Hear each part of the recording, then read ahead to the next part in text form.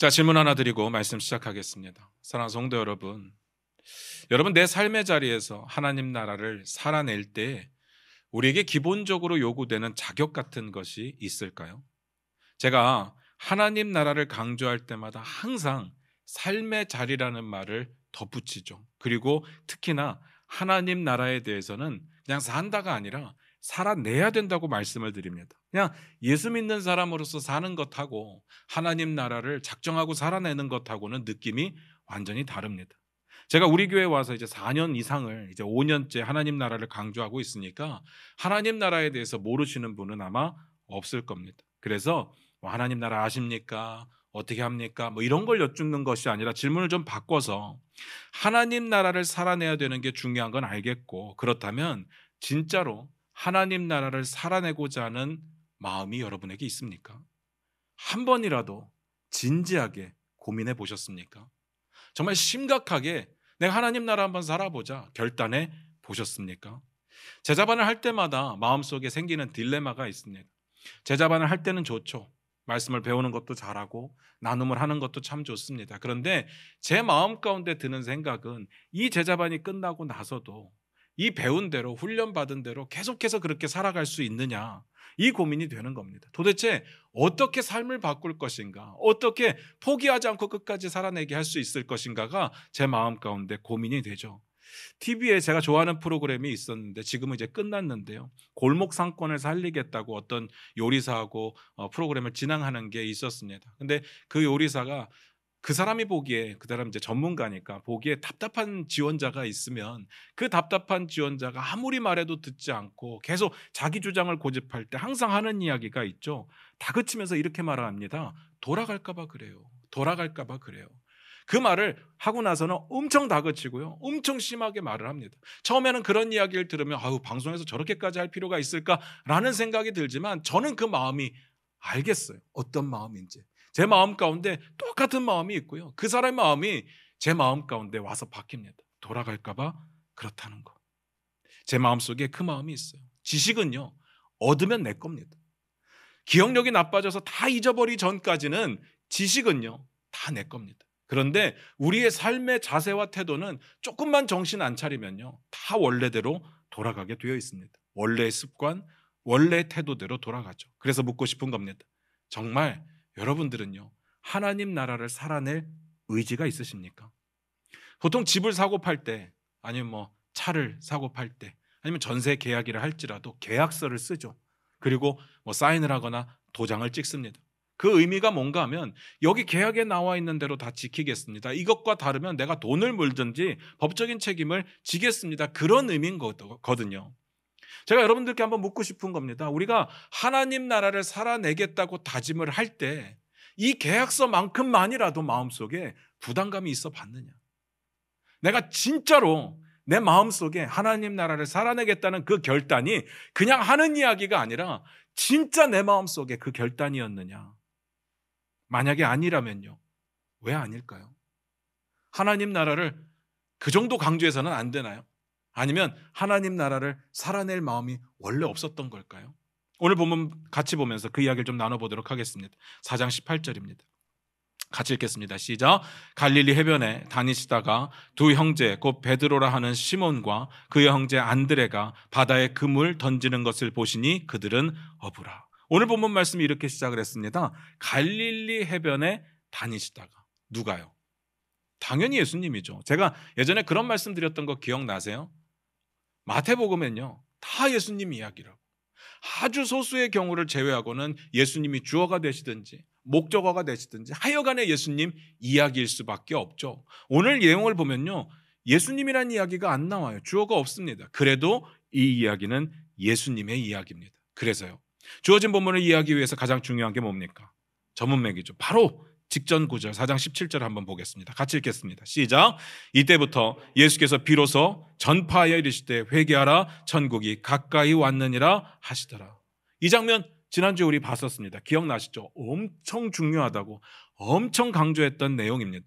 사실 마태는요, 이 메시지 하나 전달하기 위해서 앞만 보고 달려왔었습니다. 기억나실 겁니다. 어떤 메시지요? 회개하라 천국이 가까이 왔다.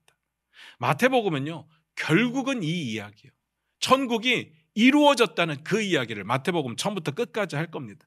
그 천국은 죽어서 가는 천국이 아니라 이미 우리의 삶 가운데, 이 땅 가운데 예수 그리스도를 통해서 시작된 하나님 나라, 그 천국을 말하는 거죠. 그렇기 때문에 하나님의 나라가 우리 가운데 임했기 때문에 하나님의 주권과 하나님의 왕권이 우리의 삶에 어떻게 이루어질 수 있느냐, 그 이야기를 보여주는 내용이 될 겁니다. 그걸 말하죠. 그래서 우리는 마태복음을 볼 때 항상 마음속에 이 생각을 가지고 있어야 됩니다. 성경의 이 스토리를 통해서 천국이 내 삶 가운데 어떻게 이루어질 수 있을까? 이걸 늘 물어봐야 됩니다. 전문맥을 계속해서 보면요, 지난주에 제가 말씀드렸던 것 가운데 이때가 어느 때인지가 굉장히 중요하다고 말씀드렸어요. 여기서 마태가 이때라고 표현을 했는데 저는요, 이때는 무조건 중요하다고 했습니다. 이때가 언젠지를 알아야 오늘 내용이 연결이 되고 어떤 의미인지를 알 수 있는데, 오늘 본문에 나타난, 오늘 전문맥에 나타난 이때는요, 앞에서 우리가 봐왔던 패턴하고는 좀 다르다고 했어요. 그래서 주의가 필요하다고 말씀드렸죠. 뭐가 다르냐? 앞에서도 말씀드렸듯이 보통 성경에 나오는 이때는요, 앞에 있었던 어떤 시간 혹은 앞에 있었던 어떤 사건과 연결이 되어서 이 본문에서 충분히 설명을 하지 않아도 전문맥과 연결해서 보면 어떤 의미인지 충분히 알 수 있는 그런 내용들이었습니다. 강조하는 내용들이 들어있었다는 이야기죠. 그런데 여기는 아니었습니다. 앞의 내용을 통해서 짐작을 해보려고 했는데, 그런데 마태가요, 앞부분에서 그냥 막연하게 이야기를 합니다. 구체적인 시간도 이야기하지 않고 갈릴리에 가셨는데 갈릴리에서 뭘 하셨는지도 이야기하지 않죠. 제가 보기에 마태는요, 일부러 넘어갔습니다. 그래서 앞부분에서 짐작할 수 있는 내용이 없었죠. 그럼 뭐냐? 이 표현이 마태복음에 딱 3번밖에 안 나옵니다. 이때라는 표현이 딱 3번밖에 안 나오는데 그때마다 예수님의 사역의 흐름이 완전히 바뀌게 됩니다. 그러니까 쉽게 말씀드리면 예수님께서 앞에서 언급된 어떤 특정한 시간에 뭘 하셨느냐가 중요한 것이 아니라 오히려 정반대로 예수님께서 지금 뭘 하셨는데 그 뭘 하신 시간부터가 이때가 되는 거예요. 그래서 이때 시작이 되는 거죠. 그게 뭡니까? 회개하라. 천국이 가까이 왔다라고 선포하시는 그 메시지, 그 순간을 말하는 겁니다. 오히려 느낌은 어떤 느낌이냐면 과거의 일들을 딱 한번 쉬었다가 끊고 다시 가는 느낌, 물론 연결은 되지만 끊었다 가는 느낌, 그런 느낌이 듭니다. 그래서 오늘 본문은요, 그 선포를 하시고 난 직후의 이야기인 거죠. 당연히 중요하겠죠. 그래서 내용적으로 보면 예수님께서 드디어 천국이 가까이 왔다라고 선포를 하셨으니까 이제부터 뭔가 천국이 가까이 오는 그런 일들이, 엄청난 일들이 일어나겠구나라는 기대가 생깁니다. 지금까지는요, 죄송한 표현인데 예수님이 좀 수동적이셨어요. 막 도망 다니시고 피해 다니시고 그리고 침묵하시고 30년 동안을 아무것도 안 하면서 그렇게 나왔으니까, 게다가요, 침례 요한에게 침례를 받으시잖아요. 주님이 지금 침례를 주셔도 모자를 판에 받으시니까 우리가 보기에는 조금 수동적인 것처럼 보인다는 이야기죠. 그런데 이제는 다릅니다. 이때부터 시작된 거잖아요. 이때부터 회개하라, 천국이 가까이 왔다, 이 메시지 선포하고 시작되었으니까 달라질 수밖에 없죠. 천국이 가까이 왔다가 핵심 메시지고 마태복음의 전체 내용이라고 했으니까 그에 상응하는 뭔가가 분명히 있을 겁니다. 그런데 이어지는 내용이 뭐였습니까? 갈릴리 해변을 거니셨답니다. 너무 아무 일도 안 일어났습니다. 아무 일도 없었어요. 참 우리로서는 이해할 수가 없는 맥락이죠. 지금 한가하게 갈릴리 해변을 거니실 때가 아니잖아요. 지금 예수님 30년 동안 침묵하셨다니까요. 30년 동안 침묵하셨다가 이제 사역 딱 시작하셨는데 뭘 해도 바쁠 판에, 그리고 얼마 동안 안 계실 거잖아요. 그런데 갈릴리 해변을 거니셨대요. 우리의 마음 가운데는 너무 급해요. 지금 우리가 기대하는 건요, 하나님 나라를 어떻게 엄청나게 이룰 것인가, 그거 기대하고 있는데 예수님께서는 그냥 산책이나 하고 계시는 거죠. 산책을 하시면서 하나님과 소통하면서 앞으로의 계획과 앞으로의 일들에 대해서 막 의논하고 계셨다면 그것도 그럴 수 있는데, 근데 그런 건 전혀 없고요. 그냥 두 형제를 봤다고 나옵니다. 아니, 정확하게 말씀드리면 해변에서 베드로와 안드레가 그물 던지는 것을 봤는데 그들이 어부래요. 이게 뭐가 중요해요? 우리 이런 걸 기대한 게 아니거든요. 어부가 바닷가에 있는 게 뭐가 이상합니까? 어부가 바닷가에 있으면 그물 던지는 게 뭐가 이상합니까? 아무것도 이상한 게 없죠. 지금 하나님 나라를 이 땅 가운데 어떻게 세워내야 될까, 그거 우리 기대하고 있는데 그런 일이 없었다는 이야기입니다. 제가 어부를 무시하는 건 아니에요. 오히려 어부에 대한 저는 약간의 동경심이 있습니다. TV에서 이렇게 물고기 잡는 장면을 보잖아요. 막 가슴이 뛰어요. 막 낚시하는 거 이런 거 말고 특히 막 감동이 되는 게 통발을 던져놓고 나중에 이렇게 통발을 건지는데 물고기가 그 안에 가득 들어있으면 제 가슴이 막 같이 뛰어요. 나도 너무 하고 싶어요. 물론 저는요, 태어나서 낚시를 딱 2번밖에 안 해봤어요. 민물 낚시 한번 해보고 바다 낚시 딱 한번 해봤거든요. 그렇게 좋아하지 않아요. 그리고 저 귀하게 자랐잖아요. 그래서 미끄덩거리는 거 잡는 거 너무 싫어요. 물고기 잡으면 되게 미끄덩거리고 비린내 나서 싫거든요. 그런데도 불구하고 그런 걸 보면요, 막 가슴이 뛰어요. 이유는 알죠. 인생이 너무 힘들 때, 인생의 무게가 너무 무거울 때 그냥 이건 내가 할 수 없는 어떤 일에 대해서 대리만족을 하는 겁니다. 현실 도피성인 거죠. 그러니까 제 말씀은요, 저는 어부를 무시하지 않는다라는 겁니다. 그런데 이 중요한 순간에 어부가 그물 던지는 걸 보셨대요. 물론 보실 수 있죠. 눈에 보이면 볼 수밖에 없잖아요. 근데 지금 그런 이야기가 아닐 거 아닙니까? 마태가요, 지금까지 어떻게 했는데요? 자기 해야 될 이야기만 하고 나머지는 웬만하면 이야기 안 하고 자기 하고 싶은 이야기로 해서 정말 앞만 보고 달려왔는데 갑자기 아무 의미 없이 눈에 보이는 그물 던지는 어부들을 봤다. 그 이야기를 할 리는 없다는 이야기죠. 분명히 이유가 있을 겁니다. 그 다음 볼까요? 4장 19절입니다. 같이 읽겠습니다. 시작. 말씀하실 때 나를 따라오라. 내가 너희를 사람을 낚는 어부가 되게 하리라 하시니, 천국이 가까이 왔다. 이 엄청난 메시지 다음에 가장 처음 하신 일이 어부들이 그물 던지는 거 봤고요. 그리고 나서 하신 일이 어부들에게 나를 따르라. 내가 너희를 사람을 낚는 어부가 되게 하리라. 이 내용 자체는 굉장히 도전이 되고 은혜가 되는 내용이긴 한데 좀 이상하지 않습니까? 왜 하필이면 어부죠? 그것도 내용을 보면요, 지나가다 오늘 처음 만난 거예요. 그런데 갑자기 어부에게 야, 날 따라와, 사람 낚는 어부 만들어줄게, 그러는 거잖아요. 지금 예수님께서 사역할 사람이 필요하면 제 생각에는 침례 요한 살리면 되잖아요. 침례 요한 지금 감옥에서 죽어가고 있는데 그 대단한 사람은 죽게 내버려 두고, 아니 왜 어부냐고요. 전 어부를 무시하는 게 아니에요. 지금 상황이 안 맞다는 이야기를 드리는 겁니다. 기껏 선택한 사람이 어부다, 말이 안 되잖아요. 물고기를 잘 잡는 사람을 왜 굳이 사람을 낚는 어부로 만드시려고 할까? 어떻게 보면 굉장히 연관성이 있어 보이기는 한데 사실은 아무 연관성이 없어요. 그냥 이거 은유법이잖아요. 안 그렇습니까? 어부가 고기 잡는 것하고 사람이 사람 낚는 것하고 무슨 상관이 있어요? 아무 상관이 없어요. 그죠? 사람 낚는 게 뭐냐면요, 복음 전해서 예수 믿게 만들고 하나님 나라를 우리의 삶의 자리에 살아내게 만드는 거잖아요. 그거하고 어부가 물고기 잡는 것하고 무슨 상관이 있냐고.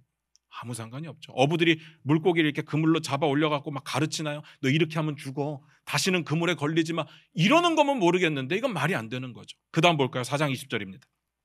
같이 읽겠습니다. 시작. 그들이 곧 그물을 버려두고 예수를 따르니라. 예수님의 이런 초청도 말이 안 되지만 이거보다 더 말이 안 되는 게 뭔지 아세요? 베드로와 안드레가 그물을 버려두고 예수님을 따랐다고 되어 있습니다. 그것도 곧. 예수님은 그렇다 칠게요. 근데 베드로와 안드레는 고기 잡는 것하고 사람 낚는 것하고 무슨 연관성을 봤을까요? 아니면 베드로가 그물을 가지고 사람 낚는 것을 자기가 잘할 수 있다고 생각을 했을까요? 너무 하고 싶었던 일이었을까요? 그러니까 초청하시니까 나도 한번 해봐야지, 이제 직업을 바꿀 때가 됐어, 이러신 걸까요? 말이 안 되는 겁니다. 그러면서 보니까 또 말이 안 되는 게 그물을 버렸다고 나오는데 이게 그냥 이렇게 버려도 되는 걸까요? 어떻게 생각이 드십니까? 뒤에 보면 세베대 아들들 이야기가 나오는데 그들은 또 배가 있었대요. 이 배 버리면 어떡하죠? 예수님이 따라오라고 한다고 이 배 버리고 가면 어떡해요? 베드로와 안드레의 그물과 세베대 아들들의 그물이 헬라어를 보니까 좀 다르게 표현되어 있어요. 베드로와 안드레의 그물은 어떤 그물인가 하면 이렇게 어깨에 걸치고 강이나 바다에 이렇게 돌리면서 던지는 그물 있죠. 그 그물로 보고, 세베대 아들들의 그물은 배가 있으니까 배에서 내리는 그물로 보더라고요. 수준이 좀 다르죠. 제가 어업 종사자는 아니지만 딱 봐도 어떤 게 비싼 건지는 눈에 보입니다. 그런데 싸고 비싼 걸 떠나서 베드로와 안드레에게는 그 그물이 밥벌이 수단이고, 야고보와 요한에게는 그 그물과 배가 그들의 밥벌이 수단인 거죠. 그냥 좀 더 넉넉했던 것뿐인 거죠. 그러니까 여기서 쉽게 버려도 되는 건 아무것도 없어요. 싸니까 넌 버려도 되고 비싸니까 넌 버리면 안 되고 이런 건 없다는 이야기입니다. 뭐가 되었건 간에 그들에게는 가장 소중한 것이었습니다. 그런데 그걸 버리고 쫓았대요. 뭔 말인지 이해가 되십니까? 제가 보기엔 이해가 안 되는 거예요. 그러니까 여기서 궁금한 게 생겼습니다. 예수님께서 그들의 뭘 보고 나를 따르라고 부르셨고 그들은 예수님의 뭘 보고 다 버리고 쫓았을까? 그 중요한 것들을. 제가 왜 이런 질문을 드리냐 하면요, 오늘 마태의 이야기만 들으면 느낌이 어떤 느낌인가 하면 예수님께서 한가하게 갈릴리 해변을 산책하시다가 우연히, 정말 마침 우연히 금을 던지는 베드로와 안드레를 봤는데 갑자기 뭔 생각이 드셨는지, 야 니네 나 따라 했는데 그들이 또 앞뒤도 안 돌아보고 갑자기 자기가 가지고 있던 거 다 버리고 따랐다는 것처럼 보입니다. 충동적으로. 솔직히 말씀드려서 이거 너무 생뚱맞은 전개 아닙니까? 예수님이야 하나님의 아들이시니까 다 알고 하셨겠죠. 예수님은 다 아시니까 그렇다고 치는데 베드로와 안드레는 뭘 보고 다 버리고 따라가는 걸까? 제 입장에서는 이해가 안 된다고요. 그 다음 구절도 좀 보고 말씀드릴게요. 비슷한 내용이니까. 4장 21절 22절입니다. 같이 읽겠습니다. 시작. 거기서 더 가시다가 다른 두 형제 곧 세베대 아들 야고보와 그의 형제 요한이 그의 아버지 세베대와 함께 배에서 금을 깁는 것을 보시고 부르시니 그들이 곧 배와 아버지를 버려두고 예수를 따르니라. 예수님께서 베드로와 안드레아를 만나시고 야 나를 따르라 그러니까 따르고 나서 좀 더 가셨는데 거기서 세베대 아들들을 만나요. 그들이 그물 깁는 것을 보셨대요. 정확하게 말씀드리면 아버지와 함께 배에서 그물을 깁고 있었습니다. 그리고 그들도 부르셨다고 나오는데 그 다음 내용은 없어요. 뭐 어떻게 부르셨는지 어떻게 초청하셨는지는 안 나와요. 앞에 내용과 비슷하겠죠. 베드로와 안드레 때와 비슷했을 겁니다. 그런데 그들이 이번에는요 배와 아버지를 버려두고 쫓았대요. 설마 했는데 진짜 버렸어요. 여기서 버려두고라는 표현은요 반복적으로 나옵니다. 그리고 오해의 소지가 있기 때문에 좀 짚고 넘어가면요, 이 버려두다라는 표현이 쓰레기 버리듯이 버렸다는 이야기는 아니에요. 그러니까 너무 아까워하지 마시길 바라요. 그냥 완전히 쓰레기 버린 건 아니에요. 그리고 아버지를 버려? 이런 버르장머리 없는 놈? 그럴 이야기가 아닙니다. 이 말을 영어로 보면요 left라고 번역이 되어 있어요. 기가 막히죠. 왼쪽이 아니고 두고 떠났다는 뜻이에요. 어쨌든 여기서도 마찬가지입니다. 뭘 봤을까요? 예수님의 뭘 봤길래 배도 버리고 아버지도 버리고 따라간 걸까요? 완전히 버리는 건 아니지만 안 이상한가요? 정말 안 이상한가요? 그러면요 우리라면 어떨 것 같습니까? 여러분이라면 가능할까요? 고민해 보자는 이야기입니다. 우리랑 비교가 완전히 될 수는 없는 것이 뭔가 하면 우리는 주님을 이미 알잖아요. 주님을 이미 믿고 있어요. 이게 비교가 되려면 우리가 예수님을 만나기 전에 예수님에 대해서 하나도 모를 때로 돌아가야 비교가 되죠. 그때 예수님이 부르셨다면 따라가겠습니까? 이런 질문은 의미가 없어요. 다시는 못 돌아가는 상황이기 때문에. 근데 우리는 이미 알고 있다는 이야기예요. 예수님도 알고 예수님도 믿고 주일마다 예배도 드리고 찬송도 드리고 기도도 드리고 그리고 심지어는 헌금도 하잖아요. 그러니까요. 우리가 만약에 이런 상황이 온다면 분명히 우리가 훨씬 더 유리하지 않겠습니까? 아직까지 경험해 본 적은 없지만 예수님께서 나타나셔서 야 나를 따르라 이렇게 말씀하신다면 우리는 다 버리고 따를 준비가 충분히 되어 있지 않겠느냐. 진짜로 그렇습니까? 진짜로 그러냐고요. 사실 아니지 않습니까? 사실은 그래야 되는데 왜 아닐까요? 우리는요 예수님을 주님이라고 부르잖아요. 제가 늘 말씀드리는데 세상에서 제일 말이 안 되는 말이 뭐냐? 주님 안 돼요.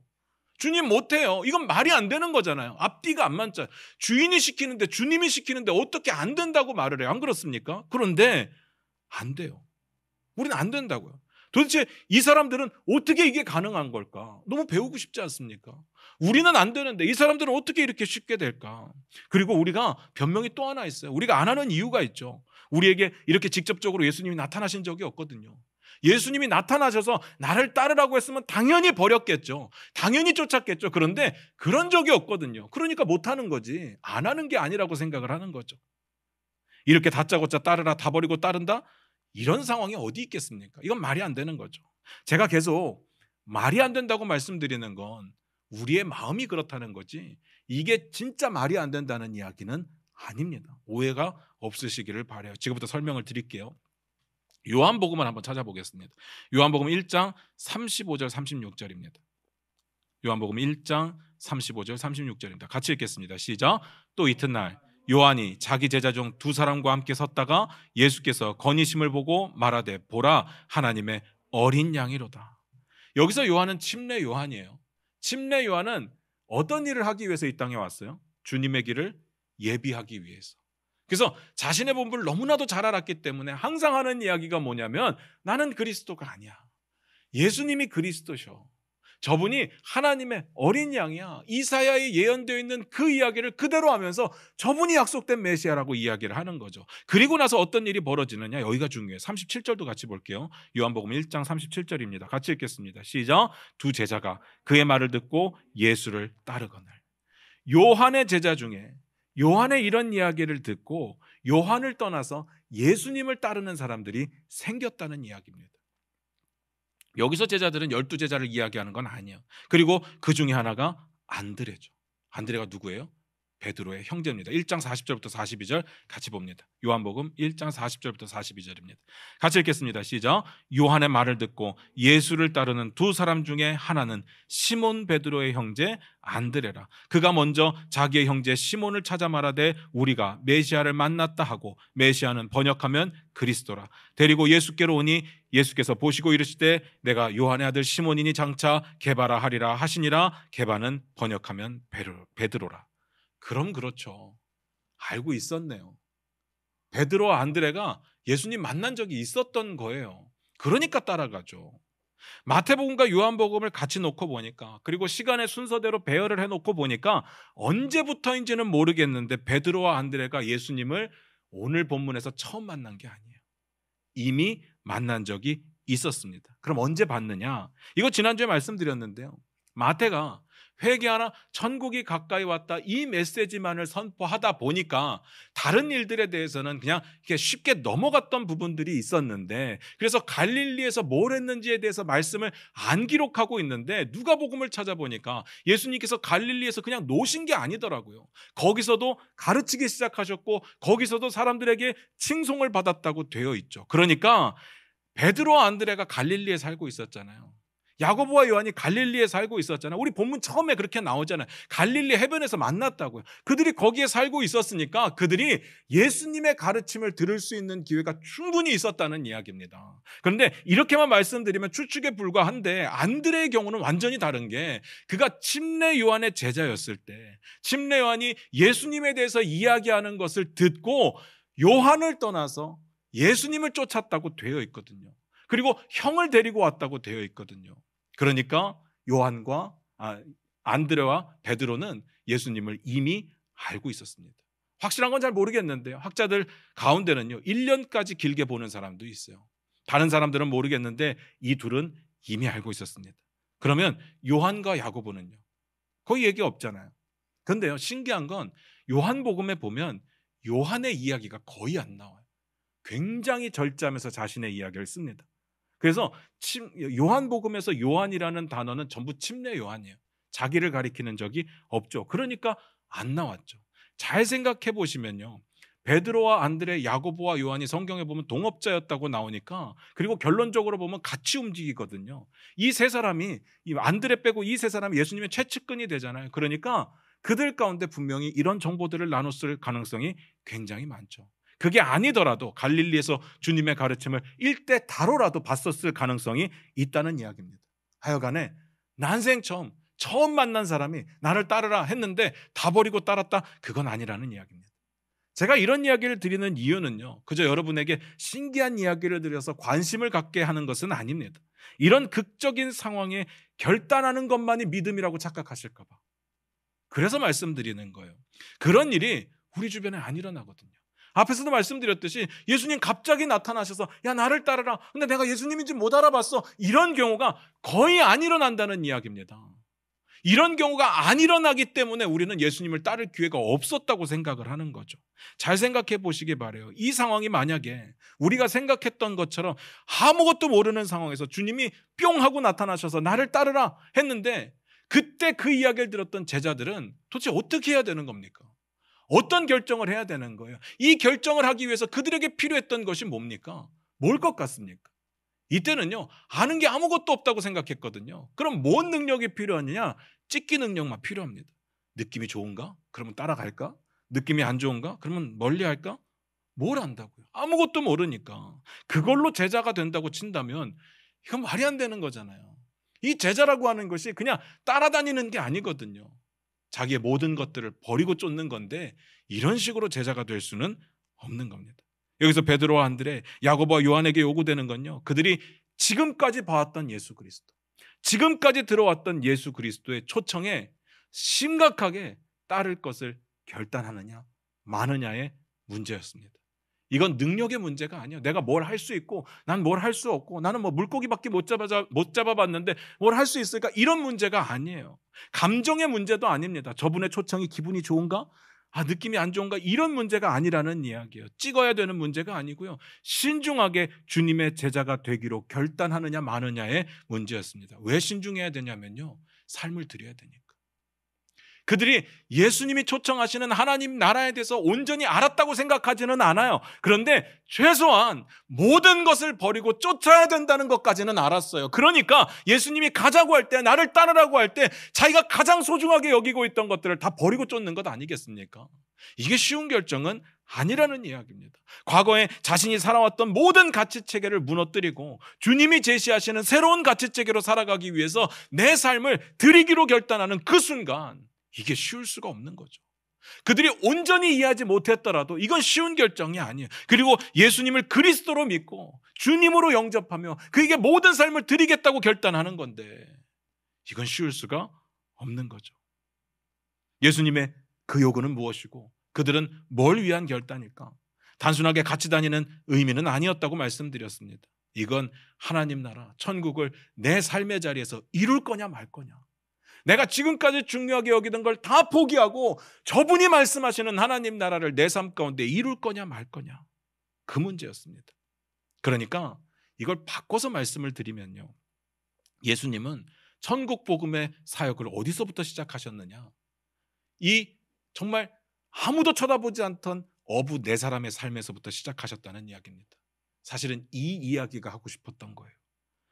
우리가 생각하는 것처럼 이 땅에 예수님 딱 나타나셔서 내가 하나님 나라 이룰 거야, 뭐 빠바밤 짠 확 이렇게 생기는 하나님 나라면 참 좋겠는데, 그러지 않았다는 이야기입니다. 한 사람 한 사람 그의 삶을 건드리시면서 나를 따르겠느냐라고 물으시는 거죠. 우리의 마음 가운데 예수님이 한 사람 한 사람 찾아오셔서 그들의 삶을 바꾸고 그들의 삶을 통해서 하나님 나라를 이루신다면 감동적이긴 한데, 저같이 성격 급한 사람들은요, 이런 생각이 드는 거예요. 이래가지고 언제 하나님 나라를 다 세워요? 안 그렇습니까?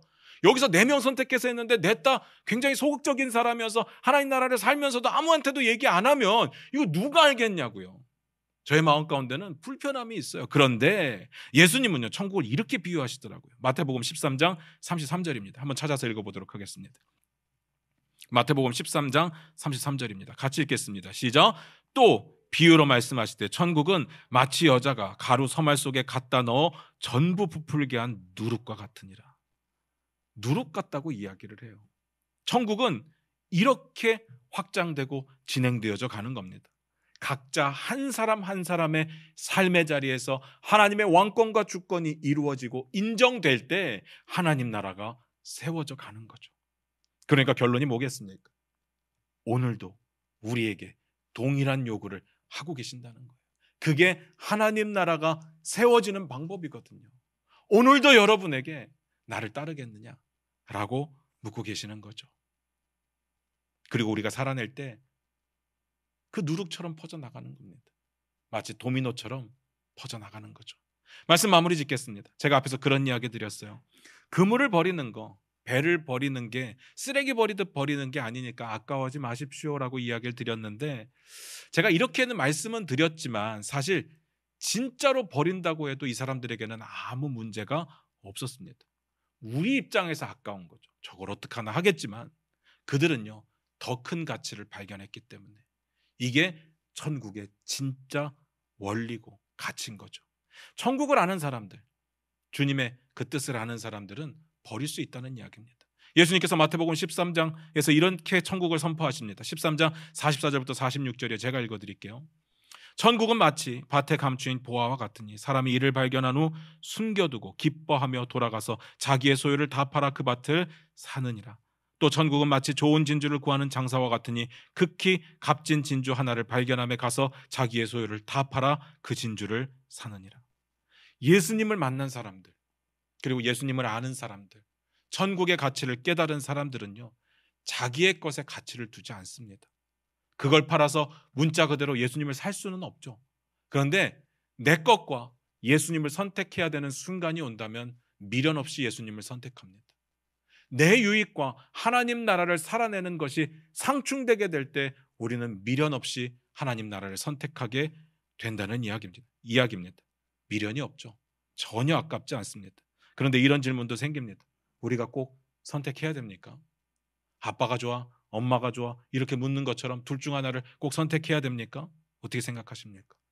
어느 날 부자 청년이요, 예수님을 찾아와서 묻죠. 어떻게 하여야 영생을 얻겠습니까? 그 다음 내용은 다 아시는데 제일 마지막에 예수님이 뭐라고 말씀하셨는지 아세요? 마태복음 19장 21절입니다. 화면 보시면서 같이 읽겠습니다. 시작. 예수께서 이르시되 내가 온전하고자 할진대 가서 내 소유를 팔아 가난한 자들에게 주라. 그리하면 하늘에서 보화가 내게 있으리라. 그리고 와서 나를 따르라 하시니. 그랬더니요, 그 다음에 어떤 일이 벌어집니까? 22절에 그 청년이 재물이 많음으로 이 말씀을 듣고 근심하며 가니라. 우리는 아니었으면 좋겠는데 우리 주님은 항상 선택을 요구하시더라고요. 네 걸 붙잡을래? 나를 따를래? 어떤 사람은 주님을 따르기로 아멘으로 순종하고요, 어떤 사람은 주저하며 내 걸 붙잡고 못 놓는 사람들이 있죠. 이유가 뭐겠습니까? 어디에 가치를 두느냐, 어디에 가치를 두느냐죠. 여전히 내 것에 가치를 둔다면 내 것을 버리지 못합니다. 아무리 주님이 좋아 보여도, 아무리 주님이 말씀하시는 하나님 나라가 그럴듯해도 내게 더 소중하기 때문에 내 걸 버릴 수가 없죠. 이걸 바꿔 말씀드린다면요, 내 걸 버릴 수 없다면, 내 것이 더 소중하다면 우리는 하나님 나라를 살아낼 수가 없다는 이야기입니다. 시작부터 할 수가 없는 거죠. 그래서 주님은요, 우리에게 결단을 요구하십니다. 나를 따를 것이냐, 네 거 붙잡고 있을 거냐.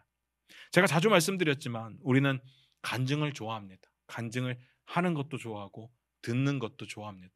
근데 여러분, 간증이 뭔지 아십니까? 간증을 왜 할까요? 간증은요, 감동을 주기 위해서 하는 게 아니에요. 대리만족을 주기 위해서 하는 게 아닙니다. 간증은요, 증거예요. 증인된 삶을 보여주고자 하는 겁니다. 뭔 말인지 아시겠습니까? 많은 사람들이요, 착각을 합니다. 나는 잘 못 사는데 어떤 누군가가 잘 살면 그 사람을 보면서 위로를 받고 대리만족을 하더라고요.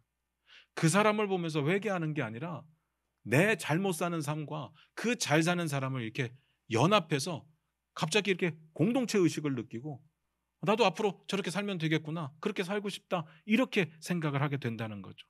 예를 들어서 어떤 분이 한국에서 잘 나가던 의사예요. 그냥 한국에서 잘 살면 떵떵거리고 살고 누리고 살 텐데 갑자기 그걸 다 버리고 오지 선교사로 가는 거예요. 그러면 이제 우리의 초점이 어디를 가냐면요, 다 버렸다에 가는 겁니다. 어떻게 그걸 다 버렸지? 나는 못 버리겠는데, 와, 저 사람 대단한데. 근데 이 마음속에는 야, 그 많은 것들을 가지고 있었네, 아깝다, 그걸 버릴 수 있네, 그런 마음들이 함께 있는 거죠.